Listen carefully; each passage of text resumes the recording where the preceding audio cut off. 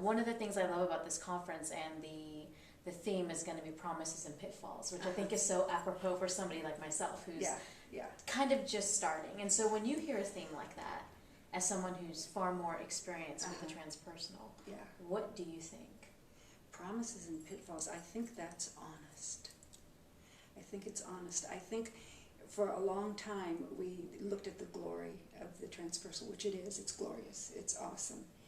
And in doing that, we created something that they call in psychology a shadow, I think, that there were pitfalls, that there were things that we needed to pay attention to in our own lives and in our educational environment that we weren't paying attention to. And I've been in the field, I don't know, 30 years, something like that, and I've watched it mature to the point where it's making the bridges it needs to make into mainstream life. And it's becoming, and I didn't think I would see this in my lifetime, but it's becoming a kind of a household word in mainstream psychology, mainstream medicine in some cases, which is where my interest in my work lies. So I like the theme. I didn't realize what it was, but I really like it because it says, okay, we're here, we're modern, we're honest. Tell us what you think. You were talking about it going into the mainstream, and going into the mainstream in psychology is one thing, but going into the mainstream in medicine, maybe a little bit of another. I come from a family of doctors.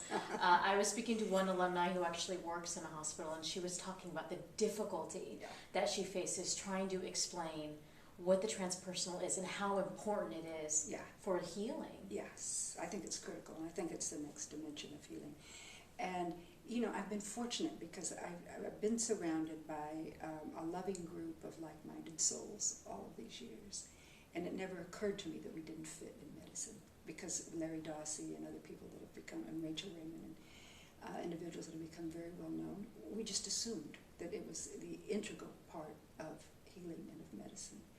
And so when I go back into places like Stanford, or when I lecture in universities that don't have an affinity for the transpersonal, I'm reminded again that there's a critique that goes on with somewhat of a lack of understanding of what we're talking about. And it may be that the language, maybe transpersonal is what is a problem for the absorption of the meaning. Because I'll tell you a story. I was teaching in mind-body, what we now call mind-body medicine, was one of the first, and it was in the late 70s. And it was like, all of a sudden, one year, we could no longer talk about mind-body medicine. There was a huge piece left out because I'm a researcher, I was working with patients at a medical school, I was listening to them. Other people were too, and we thought, wait, mind-body is what it's about, and it's not what it's about, that there's something spiritual. And I think the word spiritual translates a little better in medicine than the word transpersonal. So who knows? But it's in enlightened schools, like I spoke to the medical students at UCSF several years ago, and they knew what I was talking about. But they're involved in integrative and alternative medicine, and you can't talk about that field without bringing in the transpersonal, because many of the therapies and the techniques come from indigenous cultures, and like traditional Chinese medicine or Native American medicine, whatever, and they came out of the spiritual roots, and they can't be practiced without that knowledge that it's part of a greater cosmic thing than pills and potions. The alternatives know that, and maybe that was my call to be more involved in alternative medicine than in psychology. Does that make sense? It does, and I always, when people ask me the type of psychology I'm studying, they always ask, oh, it seems like an alternative thing, and I always say, well, it's kind of the original. Alternative. Does that, so when you say alternative medicine, I always think, well, it's kind of the original medicine as well. Yes, and you know, we're backing off from that term. I edited the Alternative Therapies Journal for years and years, and every year we would talk about it. We said, this stuff's not alternative, but that word still translates. It's a communication device. It's not alternative at all. It is original, it's indigenous, and it's futuristic. Okay. And then going back, one of the things that I loved, I was hearing a talk that you did a couple of years ago where you were talking about how medicine is a spiritual practice. And I really appreciated that.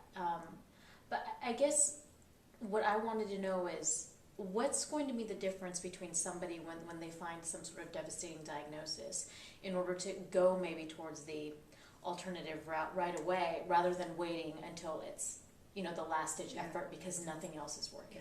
I was in that position myself. And don't expect people to follow in my footsteps because I'm not sure they would be correct for anybody but me. But I went directly to the integral practices that I trusted. Michael Harner, who wrote The Way of the Shaman, worked with me for 3 solid days.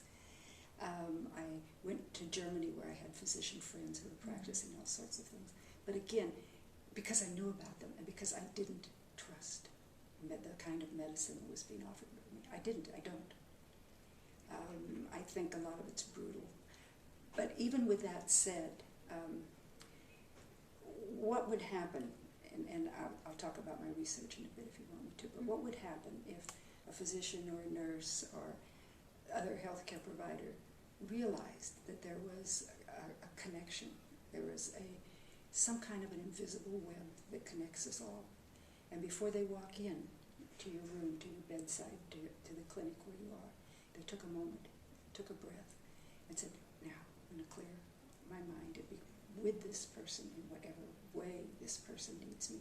That in and of itself would change the patient attitude. Wouldn't that be wonderful? If you could count on that they would take a moment and say, now I'm here for this person. I was reading this book recently called Cutting for Stone. Abraham Verghese, he's also related somehow with Stanford. And he put a line in the book where one of the doctors says, what's the one method of emergency medicine that can be administered right away through the ear? And he says it's words of comfort. He says, and he went and he proposed that question to the medical students. Yeah. Not one medical student can answer the question except for one. And it turned out to be his son. No. Who he didn't know about, but that's another story. It's a great story. What a story, because that's all you need. That's all you want. That's what your life force is craving, is a word of comfort. You know, not plumping up your pillows or putting an IV, and you need that too, but the words of comfort that's the fundament of the practice, I think. So you were talking about your research and what's kind of new, what's going on? Well, I'd had, let's see, about exactly 11 years ago, I had a terminal diagnosis and months to live, and prayer circles started for me all over the world. Immediately started, like within 24 hours, and I'm still wearing medals, and I'm on altars, and I'm in Buddhist prayer circles, and it gives me cold chills still thinking about it. So when it was apparent that I was not going to imminently pass on, I thought, I've got to change my life. I've got to do something besides read all these student papers and all these journal papers and push stuff around, and I need something. And at that time, Earl Bakken, who was the inventor of the pacemaker, essentially, the developer of the pacemaker, was looking for someone to do what he called a bulletproof study on prayer. And I thought, it's a divine appointment. I don't dare say, if I say no, I'm in big trouble, because you know you get, when you say no to something you should be doing, the fates come and slap you around a little bit. So I went to Hawaii, where he lives, and I had an appointment at a hospital there, and he gave me a grant for 3 years that went on for 6 years. And basically what was happening was that there weren't enough people on that little island. It was a big island, but it's a little island of Hawaii, to do any kind of a controlled experimental nature. Where would you get them? You know, plus the studies that had been done were all on heart patients or similar diagnosis. You don't have that opportunity there. But I had a lot of people that prayed, and I had a lot of people that did distant healing. So, and I also had an MRI at my disposal, and that's my background's in physiology, so that's the physiologist's dream. You know, it's the end state. Leaves something to be desired, but it's the end state. So I recruited healers who said they could heal by prayer or at a distance. Not with your hands necessarily, but with consciousness. So energy, whatever they called it, and had them bring in someone they cared for that they had treated. And that someone got in the MRI. It was a functional MRI, so we could watch what their brains were doing. Mm-hmm. And we had the healer in the control booth at random intervals sending energy or distant healing or whatever they called it. Okay. The patient didn't know when it was being sent. And when they would send it, their brains would light up like Christmas trees. Really? Yes. Yes. The study was published in a peer-reviewed journal. It's not well understood because the MRI technology is difficult to understand anyway. And I have to write in technical language Sure. when I publish in those. But and it was just proof of a principle. It was a principle that when we think healing thoughts towards someone or at someone, changes their physiology. How would that change medicine if we knew that, if we trusted that research? That when you pray for someone, they are physically changed, neurologically changed. And I think that gives some support to a lot of the quote-unquote alternative methods that are distant. And we think, well, that's just placebo or people wanting to believe. Yes and no. It is actually, there's something physical that transpires. And we even had a group of meditators in Santa Barbara sending their meditation to a patient in Hawaii. And so, and their brains still lit up. Mm. So distance doesn't have anything to do with it. Transference of energy as we know it doesn't have anything to do with it. It's an entity that is not known in science. Quantum physics has some descriptions, but it's not known in science. So I think if that kind of work will continue and someone will attempt to replicate it and do similar kinds of studies, I think that will bring the spiritual component directly to the core of healing, don't you? I hope so.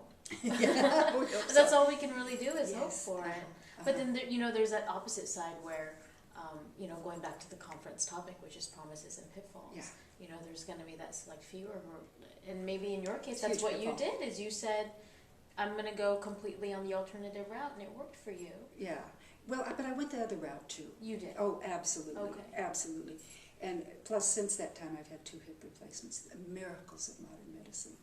I think the answer is not one or the other. The answer is using good sense, looking at the data, looking into your heart, using your intuition, which is what a lot of this takes, and moving yourself in a direction that feels healing for you, whatever that is, whatever it is. You mentioned that, especially today in the Western world, that doctors are sometimes perceived as the gods. They or, are, yes. there's a danger in that, though, as well. I know, and I am as culpable of that as anyone. I am afraid of doctors. When they tell me something, my knees knock, because I'm thinking, well, but they do know something. They do have, Sure. they're carrying this cloak of the shaman around with them, and I haven't forgotten that. And that's going to stay with us. That's going to stay with us because they are the authorities in certain areas of physical management. And in certain areas, they're not the authorities. So it goes back to what you were talking about, which is use your intuition and try to decide. Yes. That gut instinct. Yes, and you know what? That's hard. That even Carl Jung said it's only right about 50% of the time. Well, that's not real helpful knowing that he would say something like that. But I think trusting it more. And as I look backwards now, I thought those decisions that I made that were correct for me came from some other place. They came from some big hand or some big mind or something that I don't have a label for, that I couldn't have done that using my common sense or using my intellect. There was another force that was pushing and pulling me in different directions. So now knowing, maybe as we talk a little bit about the theme, do you have an idea of what you're going to be talking about at the conference, or you still haven't thought about it yet? No, I thought about it because I will surely talk about health and healing, because that's not the whole of transpersonal, but for me it's a very big element, and it will change culture if it's integrated appropriately. It will change the medical system if it's integrated appropriately. Okay. Anything else you'd like to add? Or? Just looking forward to the conference. I am too. Are you? I am. I really Good. am. So thank you very much. Well, thank you for asking me those questions.